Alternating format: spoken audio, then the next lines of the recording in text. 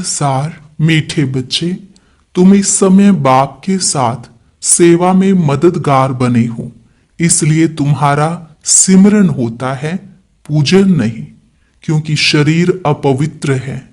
प्रश्न, कौन सा नशा तुम बच्चों की बुद्धि में निरंतर रहना चाहिए? उत्तर, हम शिव बाबा के बच्चे हैं, उनसे राजयोग सीख स्वर्ग की राजाई का वर्षा लेते हैं। यह नशा तुम्हें निरंतर रहना चाहिए।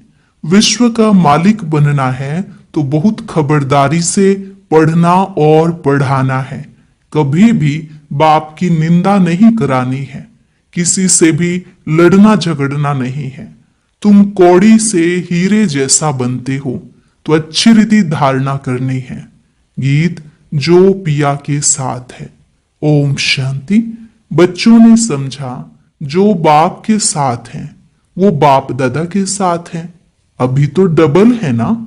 यह अच्छी तरह समझाया जाता है। ब्रह्मा द्वारा परम पिता परमात्मा शिव स्थापना कैसे करेंगे वह तो जानते नहीं है।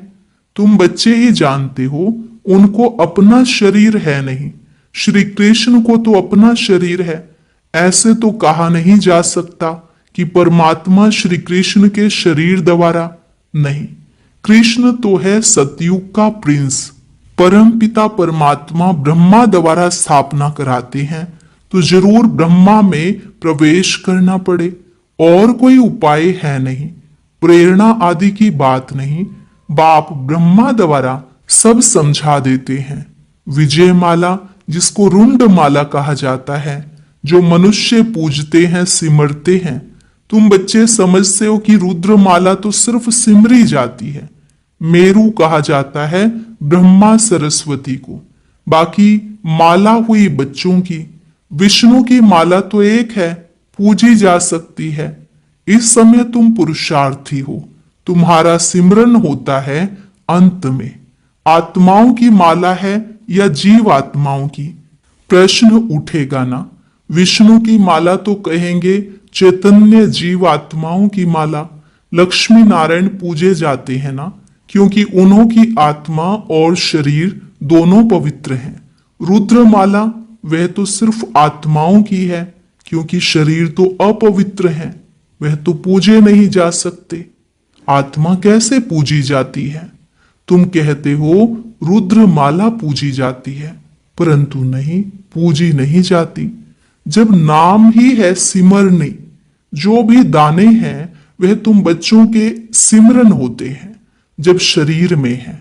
दाने तो ब्राह्मणों के हैं, सिमरन किसको करते हैं यह तो किसी को पता नहीं है। यह है ब्राह्मण जो भारत की सेवा करते हैं, उनको याद करते हैं। जगतम्बा देवियां आदि बहुत हैं, उनको याद करना चाहिए। पूजने लायक लक्ष्मी नारायण बनते हैं, तुम नहीं, क्योंकि तुम्हारे शरीर पतित हैं। आत्मा पवित्र है, परंतु वह पूजी नहीं जा सकती है, सिमरी जा सकती है। कोई भी तुमसे पूछे तो समझा हुआ होना चाहिए। तुम हो ब्राह्मणिया, तुम्हारे यादगार देवियों के रूप में है। तुम श्रीमत पर खुद पावन बनते हो, तो यह माला फर्स्ट ब्राह्मणों की समझी जाए, फिर देवताओं की। विचार सागर मंथन करने से रिजल्ट निकलेगी। जब आत्माएं सालिग्राम रूप में हैं, तब पूजी जाती है। शिव की पूजा होती है तो सालिग्राम की भी होती है, क्योंकि आत्मा पवित्र है, शरीर नहीं। सिमरन सिर्फ तुम्हारा किया जाता है। क्यों? तुम शरीर के साथ सेवा करते हो, तुम्हारी पूजा नहीं हो सकती है। फिर जब शरीर छोड़ते हो तो तुम भी शिव के साथ पूजे जाते हो। विचार किया जाता है ना, तुम इस समय ब्राह्मण हो। शिव बाबा भी ब्रह्मा में आते हैं तो ब्रह्मा भी साकार में है। तुम मेहनत करते हो। यह माला जैसे साकारी है। ब्रह्मा सरस्वती और तुम ज्ञान गंगाएं। तुमने भारत को स्वर्ग बनाया। यह रुद्र यज्ञ रचा। जो पूजा करते हैं उसमें सिर्फ शिव और सालिग्राम होते हैं। उनमें ब्रह्मा सरस्वती का अथवा तुम बच्चों का नाम नहीं है। यहां तो सबका नाम है। तुम्हारा सिमरन करते हैं। कौन कौन ज्ञान गंगाएं थी? वह तो है ज्ञान सागर। यह है ब्रह्मपुत्रा, बड़ी नदी। यह ब्रह्मा माता भी है। सागर एक है, बाकी गंगाएं तो किस्म किस्म की अनेक प्रकार की होती हैं। नंबरवार जिनमें अच्छा ज्ञान है उनको सरोवर कहा जाता है। महिमा भी है। कहते हैं मानस सरोवर में स्नान करने से परी ज्यादा बन जाते हैं। तो तुम्हारी माला सिमरी जाती है। सिमरनी कहते हैं ना, सिमरन करो। वह तो सिर्फ राम राम कहते हैं, परंतु तुम जानते हो सिमरन किसका होगा? जो जास्ती सर्विस करते हैं। पहले तो बाबा है फूल, फिर मेरू जो बहुत मेहनत करते हैं, फिर रुद्रमाला सो विष्णु की माला बनती है। तुम्हारी सिर्फ आत्मा पूजी जाती है। तुम अब सिमरन लायक हो। सिमरनी तुम्हारी है, बाकी पूजा नहीं हो सकती, क्योंकि आत्मा पवित्र, शरीर अपवित्र है। अपवित्र चीज कभी पूजी नहीं जाती। जब रुद्रमाला बनने लायक बन जाते हो, फिर अंत में तुम शुद्ध बन जाते हो। तुमको साक्षात्कार होगा पास विद ऑनर कौन कौन होते हैं। सर्विस करने से नामाचार बहुत हो जाता है। मालूम पड़ता जाएगा विजय माला में नंबरवार कौन कौन आएगा। यह बातें बड़ी गुह्य हैं। मनुष्य तो सिर्फ राम राम कहते हैं। क्रिश्चियन लोग क्राइस्ट को याद करते हैं। माला किसकी होगी? गॉड तो एक है, बाकी जो पास बैठे हैं उनकी माला बनती होगी।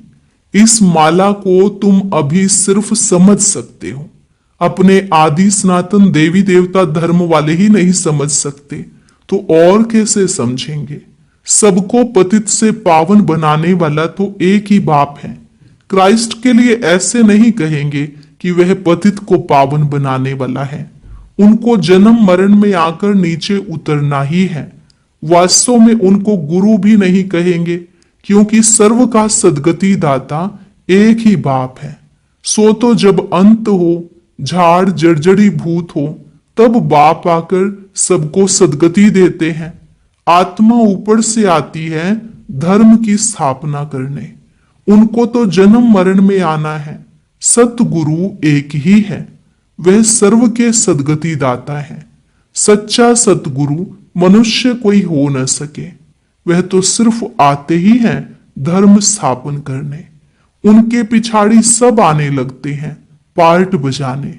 जब सब तमो प्रधान अवस्था को पाते हैं, तब मैं आकर सर्व की सदगति करता हूं। सब वापिस जाते हैं, फिर नए सिर चक्र शुरू होता है। तुम राजयोग सीखते हो, वही राजाई पाएंगे। फिर राजा बने व प्रजा बने। प्रजा तो ढेर बनती है, मेहनत है राजाई पद पाने की। अंत में पूरा पता पड़ेगा कौन विजयमाला में पिरोए जाते हैं। अनपढ़ पढ़े के आगे भरी ढोएंगे। सतयुग में आएंगे, परंतु नौकर चाकर बनना पड़ेगा। यह सबको मालूम हो जाएगा।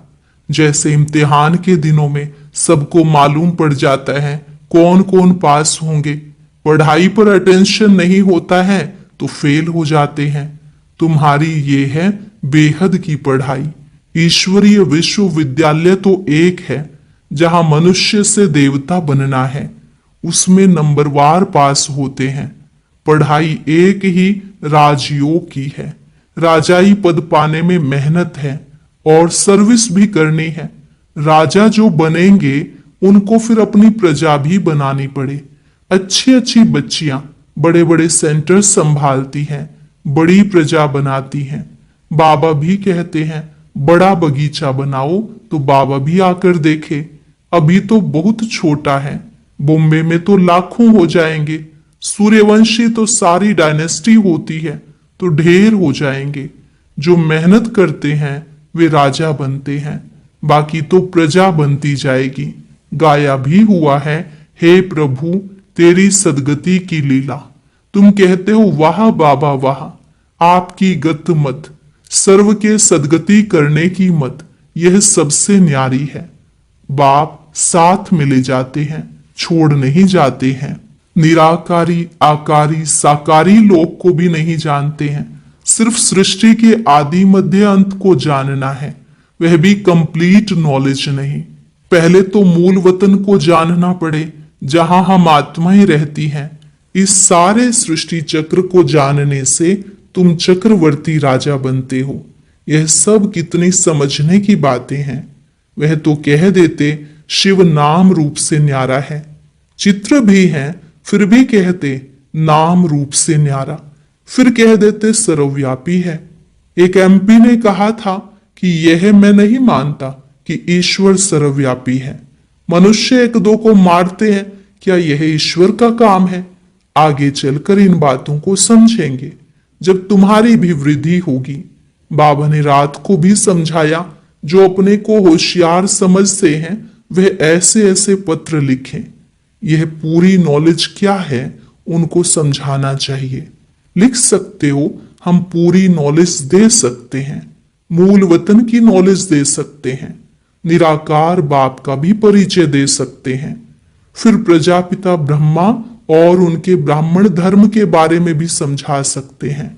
लक्ष्मी नारायण, फिर राम सीता, उन्हों की डायनेस्टी कैसे चलती है, फिर उनसे राजाई कौन छीनते हैं, वह स्वर्ग कहाँ गया, जैसे कहा जाता है नर्क कहाँ गया, खत्म हो गया, स्वर्ग भी खत्म हो जाएगा। उस समय भी अर्थक्वेक आदि होती है। वह हीरे ज्वारात के महल आदि ऐसे चले गए जो कोई निकाल न सके। सोने हीरे ज्वारात के महल कभी नीचे से निकले नहीं हैं। सोमनाथ आदि का मंदिर तो बाद में बना है, उनसे तो उन्हों के घर ऊंचे होंगे। लक्ष्मी नारायण का घर कैसा होगा? वह सारी मिल्कियत कहाँ गई? ऐसी ऐसी बातें जब विद्वान सुनेंगे तो वंडर खाएंगे कि इन्हों की नॉलेज जबरदस्त है। मनुष्य तो कुछ भी नहीं जानते, सिर्फ सर्वव्यापी कह देते हैं। यह सब समझने की और समझाने की बातें हैं। तुमको धन मिलता है, फिर दान करना है। बाबा तुमको देते जाते हैं, तुम भी देते जाओ। यह अखुट खजाना है, सारा मदार धारणा पर है। जितनी धारणा करेंगे उतना ऊंच पद पाएंगे।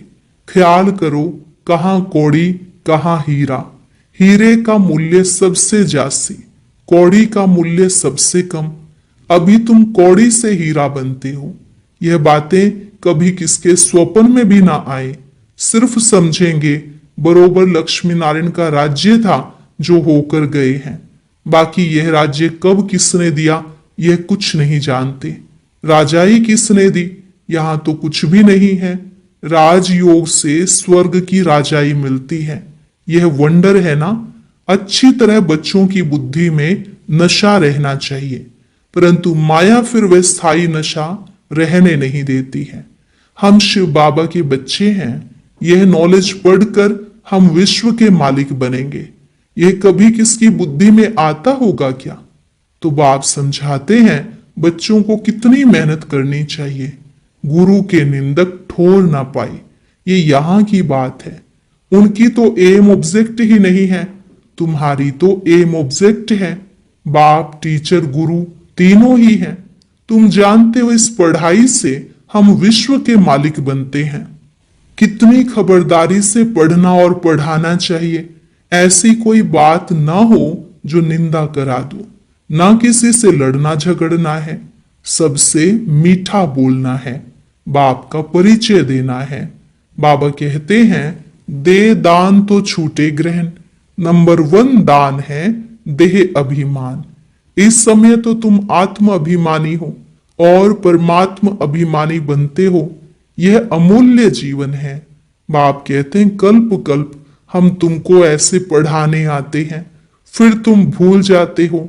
यह भी ड्रामा में नोंद है। अच्छा, मीठे मीठे सिकिलधे ज्ञान रत्न धारण करने वाले और सर्विस करने वाले बच्चों प्रति माता पिता बाप दादा का याद प्यार और गुड मॉर्निंग। रूहानी बाप की रूहानी बच्चों को नमस्ते। रूहानी बच्चों की रूहानी बाप दादा को नमस्ते नमस्ते, गुड मॉर्निंग। शुक्रिया बाबा, शुक्रिया। धारणा के लिए मुख्य सार। पहली पॉइंट, सबसे मीठा बोलना है।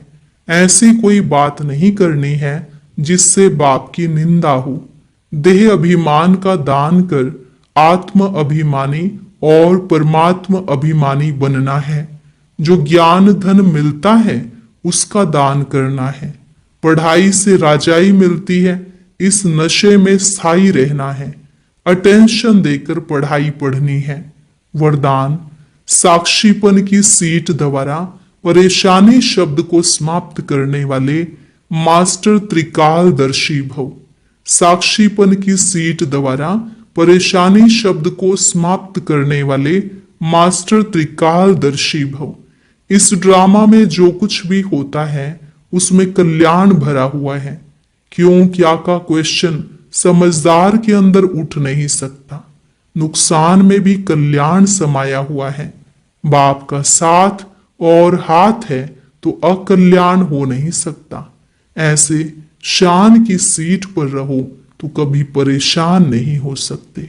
साक्षीपन की सीट परेशानी शब्द को खत्म कर देती है। इसलिए त्रिकालदर्शी बन प्रतिज्ञा करो कि ना परेशान होंगे ना परेशान करेंगे। स्लोगन, अपनी सर्व कर्मेंद्रियों को ऑर्डर प्रमाण चलाना ही स्वराज्य अधिकारी बनना है। अपनी सर्व कर्मेंद्रियों को ऑर्डर प्रमाण चलाना ही स्वराज्य अधिकारी बनना है। अव्यक्त इशारे, निश्चय के फाउंडेशन को मजबूत कर सदा निर्भय और निश्चिंत रहो। निश्चय बुद्धि का अर्थ है बेफिक्र बादशाह, वही बाप समान है। विनाशी धन वाले जितना कमाते उतना समय प्रमाण फिक्र में रहते, लेकिन जिन्हें फेथ है कि हम ईश्वरीय खजानों के मालिक और परमात्म बालक हैं, वह सदा ही स्वप्न में भी बेफिक्र बादशाह हैं, क्योंकि उनको विश्वास है कि यह ईश्वरीय खजाने इस जन्म में तो क्या, लेकिन अनेक जन्म साथ हैं, साथ रहेंगे।